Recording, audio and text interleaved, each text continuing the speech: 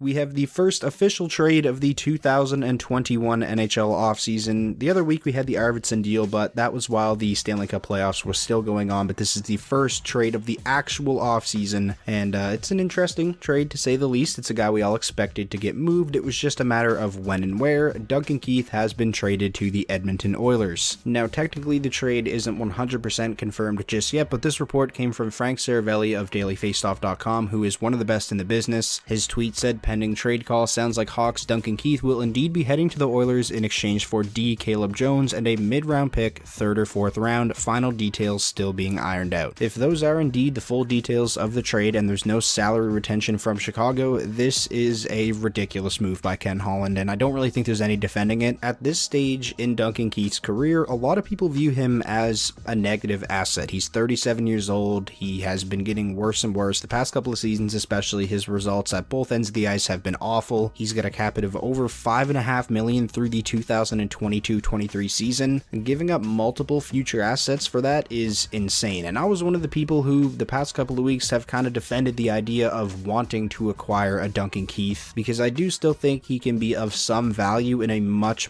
lesser role than he was playing in Chicago for the past couple of seasons, where Chicago was just running him into the ground, still playing him over like 23-24 minutes a night. But even then, I was still saying at the most I would be comfortable giving up like a 3rd round pick if Chicago was retaining 50%. So let's break this down a little bit more. There hasn't been any more reports coming out. It seems like the official trade is Duncan Keith for Caleb Jones and a 3rd round pick. So it's not even a 4th, it is a 3rd, and it has been confirmed there is no salary retention whatsoever from Chicago. So first, I guess we'll talk about this trade from the Blackhawks point of view, getting Caleb Jones and a 3rd round pick for Duncan Keith. If you're a Blackhawks fan, you have to be pumped right now. And I know it is probably a little bit hard to see Duncan Keith go because of how big a part he's been of the Blackhawks for such a long time. Multiple Norris trophies, huge part of those 3 Stanley Cups. He won a Conn Smythe in there. But if you switch Duncan Keith's name to pretty much anything else, that is a contract that you usually have to give up assets just to get rid of. So the fact that Chicago got Caleb Jones here and a 3rd round pick is nuts. And I'm not even all that high on Caleb Jones either. Like, he's 24 years old now. The most games he's played in a season is 43, and that was in 2019-20. But he's had some okay results with the Oilers so far in the small sample size we have seen him play at the NHL level. You could honestly make a case that he is a better NHL defenseman right now than Duncan Keith when you look at their past 2 seasons, which is just bizarre to even say when you consider how this trade went down. And another aspect of Chicago acquiring Caleb Jones that comes to my mind is they've been one of the teams that are reportedly heavily interested in bringing in Seth Jones. So if they do wind up trading for Seth Jones, well, now Seth will be playing with his brother Caleb, and maybe that is something that would make him want to sign longer term in Chicago, because he is a UFA next offseason, Seth Jones that is. So that's just something to think about. Now, probably the best asset Chicago got in this trade is cap space. They got rid of that contract. Whatever way you want to look at it, this is a fantastic trade for Chicago. Even if Caleb Jones doesn't amount to anything, or he's like a fringe NHLer and they draft someone with that 3rd round pick who never plays a game in the NHL, this would still be a win of a trade when you consider they got rid of a bad contract and didn't have to give anything up. Now let's talk about Duncan Keith on the Oilers for a sec, and I already pretty much gave you guys my thoughts. Like, I do still think Keith can be of some value in a much